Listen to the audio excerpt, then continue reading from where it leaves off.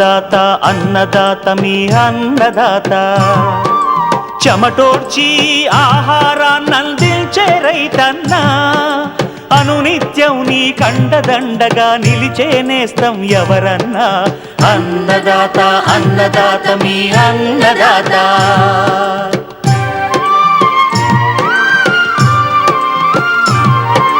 నూతన రీతుల సాగుబడికి నూరింతలు పెరిగే దిగుబడికి సూచనలిచ్చే సస్య రక్షణకు పశు పోషణకి శాస్త్ర విజ్ఞానం అందించి ముందుకు నడిపే తెలుగు రైతు భారతదేశానికి మకుటం అయ్యేలా తీర్చిదిద్దే ఆశయంతో మిమ్ము మేలు కొలిపేది అన్నదాత అన్నదాత అన్నదాత మీ అన్నదాత అన్నదాత అన్నదాత మీ అన్నదాత. అన్నదాత ప్రేక్షకులకు నమస్కారం. ఈనాటి ముఖ్యాంశాలు. ఉమ్మడి కర్నూలు జిల్లా సాగురంగంపై ఎల్నినో ప్రభావం, బెట్ట పరిస్థితి నుంచి పంటలను కాపాడుకునేందుకు చేపట్టాల్సిన యాజమాన్య పద్ధతులు. మంచి దిగుబడుల కోసం ప్రస్తుతం జాములో చేపట్టాల్సిన కొమ్మ కత్తిరింపు, ఎరువుల యాజమాన్యం. జీవన ఎరువుల వాడకంలో మెలకువలు.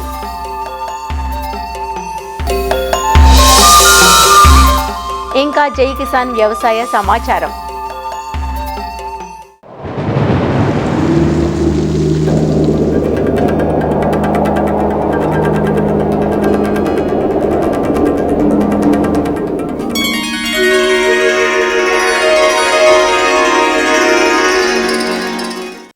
ఈ ఏడాది ఎల్నినో ప్రభావం సాగు రంగాన్ని కుదేలు చేసింది. తెలుగు రాష్ట్రాల్లో మరీ ముఖ్యంగా అత్యల్ప వర్షపాత మండలం క్రిందకొచ్చే అనంతపురం, కర్నూలు జిల్లాల్లో పరిస్థితి దారుణంగా ఉంది.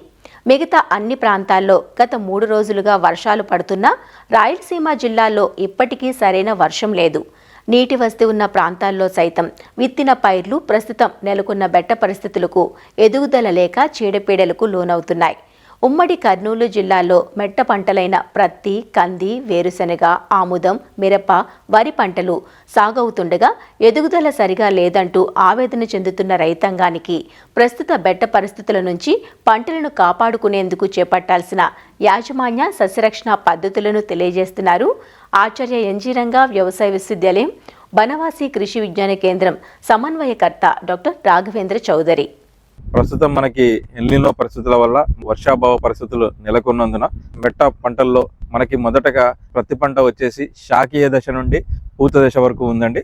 ఈ బెట్టను తట్టుకోవడానికి 3/19 5 గ్రాములు లీటర్ నీటికి లేదా 2% యూరియా ద్రావణం అంటే 20 గ్రాములు లీటర్ నీటికి కలిపి వారం వ్యవధిలో గనక పిచికారీ చేసుకున్నట్లయితే బెట్టను తాత్కాలికంగా తట్టుకునే అవకాశం ఉంటుంది. అదే ప్రతి పంట మనకి పూత దశలో గనక ఉన్నట్లయితే 45 రోజుల నుంచి 50 రోజుల దశలో ఉన్నట్లయితే ఈ బెట్ట పరిస్థితులు మరియు అధిక గాలి ఉధృతి వలన అంటే 20 నుంచి 30 కిలోమీటర్ల వేగంతో గాలులు వీస్తున్నాయి కాబట్టి ఈ నార్త్ వెస్టర్లీ విండ్స్ వల్ల పూత మరియు పిందెలు కానీ మరి అక్కడక్కడ కాయలు ఏర్పడిన దశలో కాయలు కూడా మనకి రాలడం జరుగుతుంది.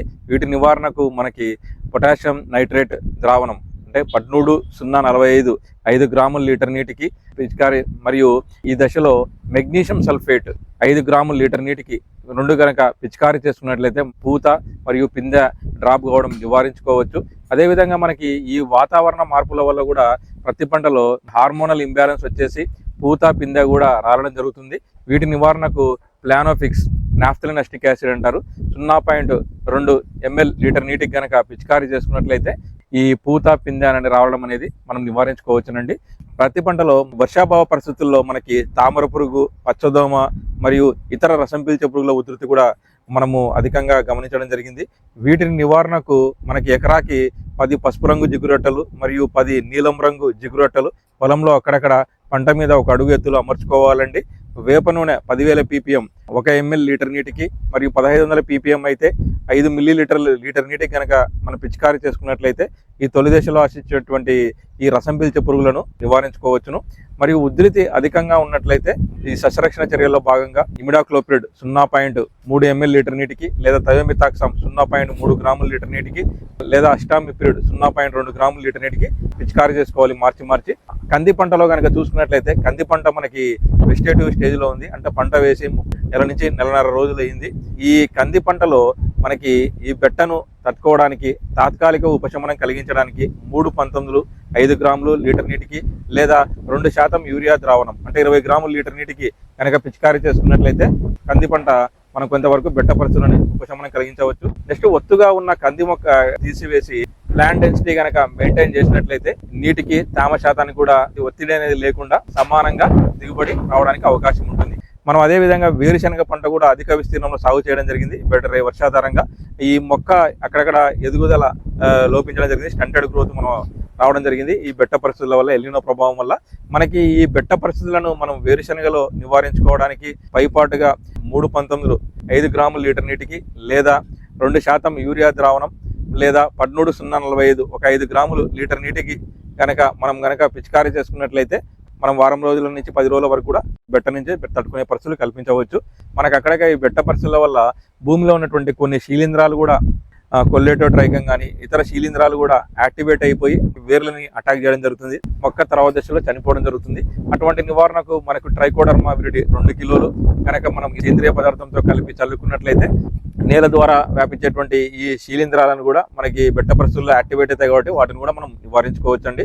వేరుశనగలో రక్షక తడులుగా ఎక్కడైతే నీటి కుంటలు కానీ ప్రత్యామ్నాయ నీటి వనరులు కనుక అందుబాటులో ఉంటే 10 రోజులకు ఒకసారి కనుక మనకి స్ప్రింక్లర్ల ద్వారా కానీ డ్రిప్ ద్వారా కానీ నీటి తడులు అందించుకున్నట్లయితే దిగుబడి తగ్గకుండా ఈ ఆప్టిమం దిగుబడి మెయింటైన్ చేయడానికి అవకాశం ఉంటుందండి. ఆముదం పంట కూడా మనకి ఈ వర్షాధారంగా మనకి అధిక విస్తీర్ణంలో ఈ మధ్యకాలంలో రైతులు సాగు చేయడం జరిగింది. ఎక్కడైతే ఒత్తుగా ఉన్న మొక్కల్ని తీసేసి ఎక్కడైతే తక్కువ ఉన్నాయో అక్కడ తిరిగి నాటుకోవాలండి.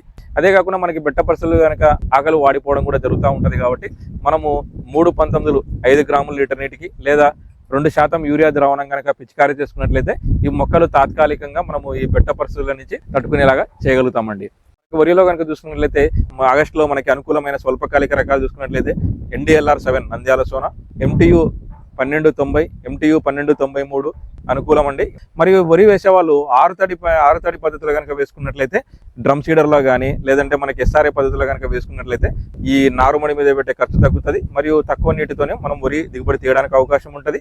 వరి మూన తిరిగిన దశ నుండి మనకి వరి పిలక వచ్చే దశ వరకు ఆల్టర్నేట్ వెట్టింగ్ అండ్ డ్రైయింగ్ పద్ధతిలో చేసుకున్నట్లయితే తక్కువ నీటి వనరులతోనే వరి పండించుకునే అవకాశం ఉంటుందండి ఈ ఎల్నినో పరిస్థితుల. మిరప కనుక చూసుకున్నట్లయితే ఆగస్టు మాసంలో మిరపకి ఇప్పుడు అనుకూలమైన సమయం అండి. ఆగస్ట్ సెప్టెంబర్లో మిరప నారు నాటే ముందే పొలంలో మనకి ఖచ్చితంగా ఈ రసం పీల్చే పురుగులైనటువంటి తెల్లదోమ, తామర పురుగు మరియు నల్లి నివారణకు మరియు ఇతర శీలింధ్రాల నివారణకు 200 కిలోల బాగా మాగిన పశువులేరుతో పాటు 2 కిలోల ట్రైకోడర్మా విరిడి మరియు 2 కిలోల సూడోమోనాస్ మరియు 5 కిలోల వ్యామ్తో పాటు మనం వేపపిండి ఒక 50 కిలోల వేపపిండి కలిపి మనం వారం రోజుల ముందు కల్చర్ని వృద్ధి చేసుకొని దాని కనుక పొలంలో ఆకర్దికులు చల్లుకొని దున్నుకుంటున్నట్లయితే బెట్ట పరిస్థితులను తట్టుకోవడమే కాకుండా ఈ రసం పీల్చే పురుగుల ఉధృతిని, శీలింద్ర బీజాలను కూడా మనము మిరప పంటను కాపాడుకోవచ్చండి.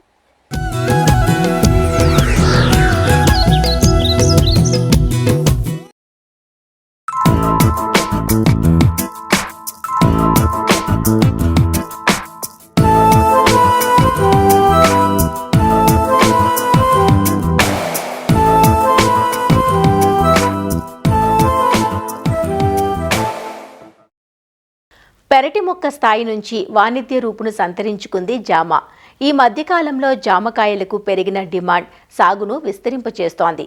సాధారణ రకాలతో పాటు తైవాన్ రకాలు వినియోగదారులకు నిత్యం అందుబాటులో ఉంటున్నాయి. ప్రస్తుతం జామును అధిక సాంద్రత, అత్యధిక సాంద్రతలో కూడా రైతులు పండిస్తున్నారు. అన్ని నేలలకు అనుకూలమైన పంట ఇది. సాధారణంగా జామ నుంచి ఏడాదికి 3 సార్లు పంటను తీసుకునే అవకాశం ఉంటుంది. మొక్కకు ప్రతి ఏడాది ప్రూనింగ్ పద్ధతిని తప్పనిసరిగా అనుసరించాల్సి ఉంటుంది. మొక్క గొడుగు ఆకారం సంతరించుకునేలా కొమ్మ కత్తిరింపును చేస్తే మొక్క ఆరోగ్యంగా పెరిగి మంచి ఫలసాయాన్ని ఇస్తుంది. ప్రస్తుత సమయంలో జామలో చేపట్టాల్సిన కొమ్మ కత్తిరింపు, ఎరువుల యాజమాన్యం గురించి సూచనలు అందిస్తున్నారు సంగారెడ్డి ఫల పరిశోధనా స్థానం ఉద్యాన శాస్త్రవేత్త డాక్టర్ హరికాంత్. ఈ జామ తోటలు అనేది ఈ మధ్య కాలంలో ఎక్కువగా రైతులు అధిక సాంద్రలో అదేవిధంగా అత్యధిక సాంద్రలో కూడా వేస్తూ ఉండడం గమనించవచ్చు. ఈ జామ యొక్క స్పేసింగ్ చూసినట్టయితే 4x4 మీటర్లు, అదేవిధంగా 4x3 మీటర్లు, అదేవిధంగా 3x3 లేదంటే 2x1 కూడా వేయడం జరిగింది. రైజ్డ్ బెడ్ కల్టివేషన్ అంటే మనము దీన్ని బెడ్ రూపంలో మల్చింగ్ వేసుకొని దానిపైన మొక్కలు కూడా వేసుకోవచ్చు. ఈ పంటని మనము ఎటువంటి నేలలు ఎటువంటి ప్రాంతాలకి వ్యత్యాసం లేకుండా వీటిని పండించుకోవచ్చు. సంవత్సరం తర్వాత మనకి మొదటి పంట రావడం జరుగుతుంది. ఒక 2 కానీ 3 సంవత్సరాల తర్వాత పంట తీసుకున్నట్టయితే మంచి క్వాలిటీ అదేవిధంగా అధిక దిగుబడి కూడా మనం సాధించుకోవచ్చు. జామలో చూసినట్టయితే మనకి సీజన్ పరంగా 2 కానీ 3 సార్లు కానీ మనకి పంట వచ్చే అవకాశం ఎక్కువగా ఉంది. సో జామకి నీరు పెట్టినట్టయితే మనకి మంచి పూత వస్తుంది. సంవత్సరంలో 3 దఫాలుగా అంటే మనము summer season crop, winter season crop, అదేవిధంగా రెయినీ సీజన్ క్రాప్, ఈ 3 పంటలు కూడా మనం తీసుకోవడం జరగచ్చు. సో ఇందులో వింటర్ సీజన్ క్రాప్ అనే పంటకి మంచి క్వాలిటీ వచ్చే అవకాశం ఎక్కువగా ఉంది. దీంట్లో చీడపీడలు కూడా తక్కువగా వచ్చే అవకాశం ఎక్కువగా ఉంది. చెట్టుని పద్ధతి ప్రకారంగా ట్రైనింగ్, ప్రూనింగ్ అనేది మనము మొక్క వేసిన కాడి నుండి మనము అవలంబించాల్సిన అవకాశం ఉంది. కొమ్మలు మనము కత్తిరించినట్టయితే మంచి గొడుగు ఆకారంలో ఈ మన పంటని మనం తీసుకున్నట్టయితే మనం ఈ అధిక సాంద్రత అదేవిధంగా అత్యధిక సాంద్రతలో మనం ఈ పంటని తీసుకోవడానికి అవకాశం ఎంతగానో ఉంటుంది. మనం ఏదైతే నీళ్లు పారిస్తున్నామో అది డ్రిప్ పద్ధతిలో ఇవ్వడం మంచిది. అదేవిధంగా ఈ మధ్య కాలంలో ఫర్టిలైజర్స్ కూడా మనము డ్రిప్ పద్ధతి ద్వారా అంటే ఫర్టిగేషన్ ద్వారా ఇచ్చినట్టయితే మంచి దిగుబడిని కూడా తీసుకోవడానికి అవకాశం ఎక్కువగా ఉన్నాయి. మే, జూన్ మాసంలో ఎండలు ఎక్కువగా తీవ్రంగా ఉంటుంది కాబట్టి జూన్, జూలైలో మనకు వర్షాలు వస్తాయి కాబట్టి దాదాపు ఒక 2 నెలలు ముందుగా ప్రూనింగ్ చేసుకున్నట్టయితే కొత్త చిగురు వచ్చి కొత్త చిగురు పైన మనకి పూత మరియు కాత ఎక్కువగా వస్తుంది. అదేవిధంగా చీడపీడలు చూసుకున్నట్టయితే మీలీబగ్ ఎక్కువగా వస్తూ ఉంటుంది. ఈ మీలీబగ్ కంట్రోల్ని మనం చేసుకున్నట్టయితే మనం మంచి దిగుబడిని సాధించవచ్చు. అదేవిధంగా ఈ మధ్య కాలంలో రైతులు తమ క్షేత్రస్థాయిలో పండు ఈగ అనేది కూడా ఎక్కువగా వస్తుంది అనేది గమనించడం జరిగింది. ఎకరానికి ఒక 10 ఫిరమోన్ ట్రాప్లు వేసుకున్నట్టయితే ఈ పండు ఈగ నుండి నివారించుకోవచ్చు. అదేవిధంగా మనము ఒక్కొక్క ఫ్రూట్ కూడా ఈ మధ్య ఫ్రూట్ బ్యాగ్ అంటే ఫ్రూట్ కవర్స్ కూడా జామకి తొడగడం జరుగుతుంది. ఈ జామకి ఫ్రూట్ కవర్ తొడగడం వల్ల కూడా మంచి క్వాలిటీ అదేవిధంగా మంచి దిగుబడిని కూడా పొందవచ్చు. ఈ కాయ నాణ్యత అనేది పెంచడం కోసము పిందె దశలో ఉన్నప్పుడు 13045 కానీ లేదంటే సల్ఫేట్ ఆఫ్ పొటాష్ కానీ మనకి మార్కెట్లో లభ్యమవుతుంది. ఇది దాదాపు ఒక 5 నుండి 10 గ్రాములు నీటిలో కలుపుకొని పిచికారీ చేసినట్టయితే మనకు కాయ సైజు పెరుగుతుంది. అదేవిధంగా పండు నాణ్యత కూడా ఎక్కువగా వచ్చే అవకాశం ఉంది. సో ఇటువంటి పద్ధతుల్ని మనము పాటించి ఈ మంచి దిగుబడిని సాధించుకున్నట్టయితే జామలో కూడా మంచి లాభాలని గటించవచ్చు.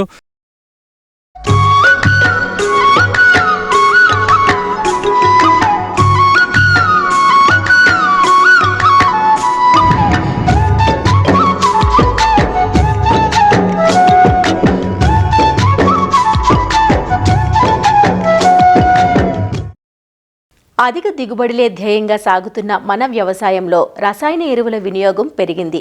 దీనివల్ల భూములు నిస్సారమవటం, వాతావరణ కాలుష్యం, పంట ఉత్పత్తుల్లోని అవశేషాల వల్ల తలెత్తుతున్న ఆరోగ్య సమస్యలు, ఇలా అన్ని అనర్థాలే. రసాయన ఎరువుల వాడకాన్ని తగ్గించి భూమిలోని పోషకాలను మొక్కలకు అందేలా దోహదపడేవి జీవన ఎరువులు. జీవన ఎరువుల వాడకంతో రైతుకు ఖర్చు తగ్గడమే కాదు, భూమిలో సేంద్రియ పదార్థం పెరిగి నాణ్యమైన దిగుబడులను పొందవచ్చు. జీవన ఎరువుల్లో నత్రజని స్థిరీకరించేవి, భాస్వరం, పొటాషియం అందించేవి అందుబాటులో ఉన్నాయి. ఏ పంటలకు ఏ జీవన ఎరువులను అందించవచ్చు, వీటి వాడకంలో ఎలాంటి మెలకువలు పాటించాలి వంటి పూర్తి వివరాలతో మన ముందుకొస్తున్నారు వైఎస్ఆర్ ఉద్యాన విశ్వవిద్యాలయం వెంకటరామన్నగూడెం కృషి విజ్ఞాన కేంద్రం విస్తరణ విభాగం శాస్త్రవేత్త డాక్టర్ దీప్తి. హరిత విప్లవం మొదలైన తర్వాత రసాయన ఎరువుల వాడకం అనేది పెరగడం జరిగింది. రసాయన ఎరువుల వాడకం వల్ల మనకి భూభౌతిక రసాయన స్థితిలో మార్పులు రావడం, ముఖ్యంగా సూక్ష్మజీవుల సంఖ్య తగ్గిపోవడం అనేది ఎక్కువగా జరిగింది. దీనికి మనం ప్రత్యామ్నాయంగా జీవన ఎరువులను మనం ఉపయోగించడం వల్ల సుస్థిర వ్యవసాయం అనేది మనం సాధించవచ్చు. ఈ జీవన ఎరువుల్లో ముఖ్యమైనవి కనుక చూసుకున్నట్టయితే నత్రజని స్థిరీకరించే జీవన ఎరువులు, ఫాస్ఫరస్ని అందించే జీవన ఎరువులు, పొటాషియంను అందించే జీవన ఎరువులుగా మనం వర్గీకరించవచ్చు. మనకి ముఖ్యంగా నత్రజని స్థిరీకరించే జీవన ఎరువులు కనుక చూసుకున్నట్టయితే rhizobium, Azospirillum, Azotobacter, azolla, blue green algae ఇవన్నీ కూడాను నత్రజని స్థిరీకరించే జీవన ఎరువుల కింద చెప్పవచ్చు. అలాగే మనం భాస్వరాన్ని అందించే జీవన ఎరువులు కనుక చూసుకున్నట్టయితే పాస్పో బ్యాక్టీరియా, పాస్పో ఫంగై, వ్యామ్ కింద మనం చెప్పుకోవచ్చు. ముఖ్యంగా నత్రజని స్థిరీకరించే జీవన ఎరువులు కనుక చూసుకున్నట్టయితే రైజోబియం అనేది మనం ముఖ్యంగా అపరాలు, పప్పు జాతి పంటల్లో మనం వేరు బుడుపుల మీద ఈ రైజోబియంని మనం గమనించవచ్చు. ఇది మనకి గాల్లో ఉన్న నత్రజనిని స్థిరీకరించి మొక్కకు అందించడంలో దోహదపడుతుంది. అలాగే మనం అజిటోబాక్టర్, అజోస్పైరిల్లం వంటి జీవన ఎరువులు కనుక చూసుకున్నట్టయితే ఇవి ఇండిపెండెంట్గా అన్నమాట, స్వతంత్రంగా అవి జీవన ఎరువుని అందిస్తాయి మొక్కలకి. మనం నత్రజని స్థిరీకరించే జీవన ఎరువుల వాడకం కనుక చూసుకున్నట్టయితే ముఖ్యంగా ఈ రైజోబియం అనేది మనం విత్తనానికి పెట్టొచ్చు, లేకపోతే విత్తనం నాటే ముందు ఆఖరి దుక్కులో కూడా మనం వేసుకోవచ్చు. రైజోబియం జీవన ఎరువు విత్తన శుద్ధి కనుక చూసుకున్నట్టయితే 100 మిల్లీలీటర్ల నీరు తీసుకొని అందులో 10 గ్రాముల పంచదార లేదా బెల్లము కలిపి మరిగించుకొని ఈ మరిగించిన ద్రావణం చల్లారిన తర్వాత మనం విత్తనానికి పట్టించి దానికి 200 గ్రాముల రైజోబియం పొడిని కనుక కలుపుకుంటే మనం రైజోబియం కలిసే జీవన ఎరువుతో విత్తన శుద్ధి చేసుకున్నట్టు అవుతుంది. అలాగే మనం చూసుకున్నట్టయితే 200 కిలోల పశువుల ఎరువు తీసుకొని 2 కిలోల రైజోబియం జీవన ఎరువును కనుక కలుపుకొని మనం ఆఖరి దుక్కులో కనుక వేసుకున్నట్టయితే మనకి రసాయనిక నత్రజని వాడకం అనేది 10 నుంచి 20% కూడా తగ్గించుకోవచ్చు. మిగతా జీవన ఎరువులు కనుక చూసుకున్నట్టయితే azospirillum, Azotobacter, phospho bacteria, phospho fungi వీటి వాడకం కనుక చూసుకున్నట్టయితే మనం ఎకరాకి 2 కిలోల జీవన ఎరువు 100 నుంచి 200 కిలోల పశువుల ఎరువుతో బాగా కలియబెట్టుకొని మనం విత్తనం జల్లే ముందు ఆఖరి దుక్కులో మనం కలిపి వేసుకున్నట్టయితే మంచిది. అలాగే మనకి ద్రవ రూపంలో ఉన్న జీవన ఎరువులు కూడా లభ్యమవుతున్నాయి. ఇది వరకు ఘన రూపంలో ఉన్న జీవన ఎరువుల్లో బ్యాక్టీరియాల సంఖ్య తక్కువ అవుతున్న నేపథ్యంలో ఇప్పుడు ద్రవ రూపంలో ఉన్న జీవన ఎరువులను కూడా ప్రవేశపెట్టడం జరిగింది. ద్రవ రూపంలో ఉన్న జీవన ఎరువులు కనుక చూసుకున్నట్టయితే 2 లీటర్ల ద్రవరూప జీవన ఎరువు అజిటోబాక్టర్ కానీ అజోస్పైరిల్లం కానీ తీసుకొని దాన్ని 10 లీటర్ల వాటర్లో కలుపుకొని ఈ కలిపిన 10 లీటర్ల వాటర్లో కలిపిన మిశ్రమాన్ని మళ్ళీ 100 నుంచి 200 కేజీల పశువుల ఎరువులో గనక మనం వేసుకొని ఆఖరి దుక్కిలో మనం మన ప్రధాన పొలంలో వేసుకోవచ్చు. ఘనరూప జీవన ఎరువులతో కంపేర్ చేసుకున్నట్టయితే ద్రవరూప జీవన ఎరువులలో ఎక్కువ సంఖ్యలో సూక్ష్మజీవులు ఉండే అవకాశం అనేది ఉంటుంది. జీవన ఎరువులు మనకి డాక్టర్ వైఎస్ఆర్ ఉద్యాన విశ్వవిద్యాలయం ఉద్యాన పరిశోధనా స్థానం వెంకటరామన్నగూడెంలో కూడా లభ్యమవుతున్నాయి.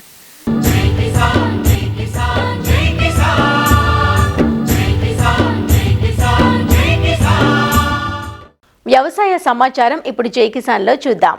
పెరుగుతున్న జనాభా, పరిశ్రమల అవసరాలను దృష్టిలో పెట్టుకుని పత్తి పంటలో సగటు ఉత్పత్తి పెంచడమే లక్ష్యంగా కేంద్ర ప్రభుత్వం కపాస్ కాంతి అనే కొత్త పథకాన్ని అమల్లోకి తెచ్చింది. 2026-27 నుండి 2030-31 వరకు 5 సంవత్సరాల వరకు ఈ పథకం అమలు కానుంది. సాధారణంగా మన దేశంలో ఏటా సుమారు 3.03 కోట్ల బేళ్ల పత్తి పండుతోంది. హెక్టారుకు సగటు దూది దిగుబడి 510 కిలోలుగా ఉంది.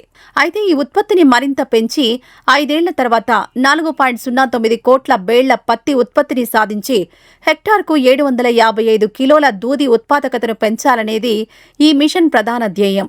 ఈ పథకాన్ని దేశంలో పత్తి ఎక్కువగా సాగు చేసే రాష్ట్రాల్లో ఈ ఖరీఫ్ సీజన్ నుంచి అమల్లోకి తెచ్చినట్లు వ్యవసాయ అధికారులు చెబుతున్నారు.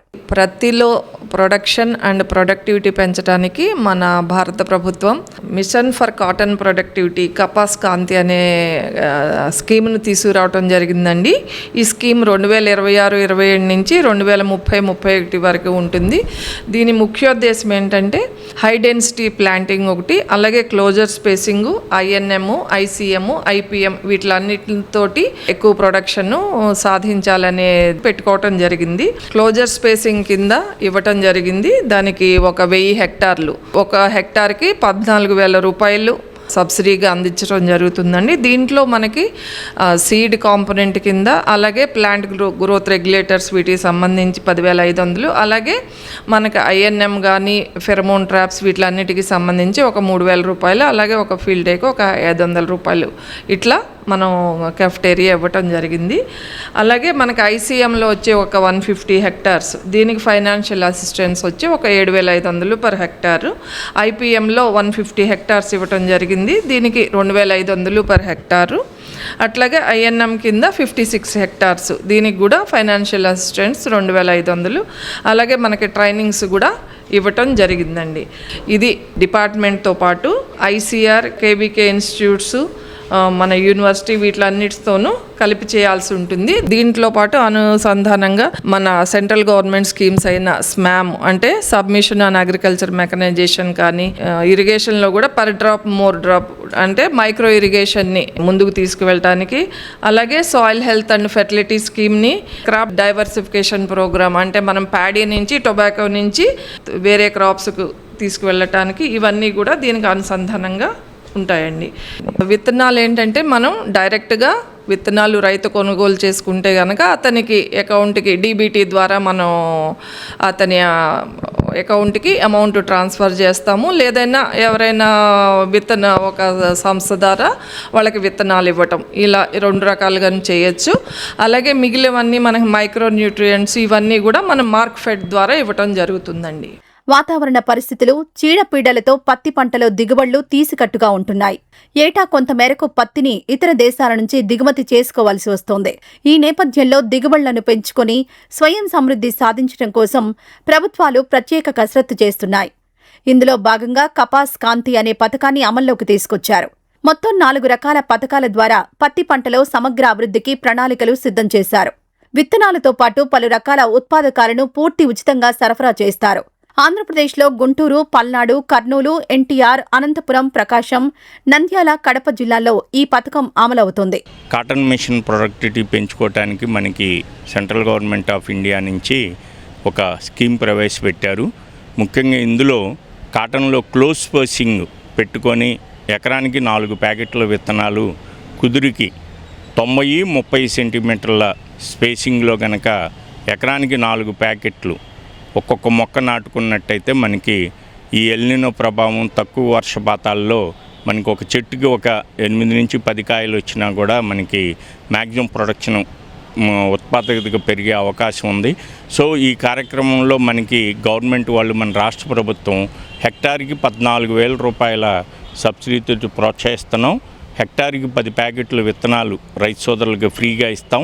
ఆ తర్వాత ఒక 5,000 రూపాయలకి సంబంధించినటువంటి బయోఫెర్టిలైజర్స్ కానీ, మైక్రోన్యూట్రియంట్స్ కానీ, నీమ్ ఆయిల్ కానీ, Pseudomonas fluorescence, trichoderma viride, nano urea, అట్లాగే జింకు, మెగ్నీషియం, బోరాను ఇవన్నీ కూడా కాటన్ ప్రొడక్షన్లో ఉన్న రైతు సోదరులకి ఉచితంగా ఇవ్వటం జరుగుతుంది. ఇప్పటికే ఈ కార్యక్రమంలో మనం గుంటూరు సబ్ డివిజన్లోని 5 మండలాల రైతు సోదరులకి ఇవ్వటం జరుగుతుంది. అలాగే ఇంకా ఎవరైనా కూడా ఈ సంవత్సరం మనకి తక్కువ వర్షపాతం లోటు వలన ఇంకా పూర్తిగా కాటన్ వేసే పరిస్థితులు లేవు. ఇంకా రైతు సోదరులందరూ కూడా ఆగస్టు 10 దాకా కూడా మేము వెయిట్ చేస్తాం. వర్షాలు పడినట్టయితే పత్తి వేసుకోవడానికి అవకాశం ఉందని చెప్పారు. అటువంటి రైతు సోదరులందరూ కూడా మన దగ్గర ఈ యొక్క కాటన్ మిషన్ ప్రొడక్టివిటీలో స్కీమ్లో జాయిన్ అయ్యి వారందరూ కూడా ఈ యొక్క క్లోజ్ స్పేసింగ్ టెక్నాలజీని కనుక ఉపయోగించి ఈ పత్తి విత్తనాలు హెక్టార్కి 10 ప్యాకెట్లు అంటే ఎకరానికి 4 ప్యాకెట్లు 90x30 సెంటీమీటర్ల ప్లేస్లో కనుక నాటుకున్నట్టయితే ఒక ఎకరానికి 14,800 మొక్కలు. ముఖ్యంగా లైట్ సాయిల్స్లో అయితే ఈ యొక్క స్పేసింగ్, క్లోజ్ స్పేసింగ్ బాగా సక్సెస్ అవుతుందని అనుకుంటున్నాం. సో రైతు సోదరులందరూ కూడా ఈ అవకాశాన్ని ఉపయోగించుకొని లబ్ధి పొందగలరని కోరుకుంటున్నాను. ఈ సంవత్సరం మన గవర్నమెంట్ వారు కొత్తగా కపాస్ క్రాంతి అని ఒక పథకం పెట్టారండి.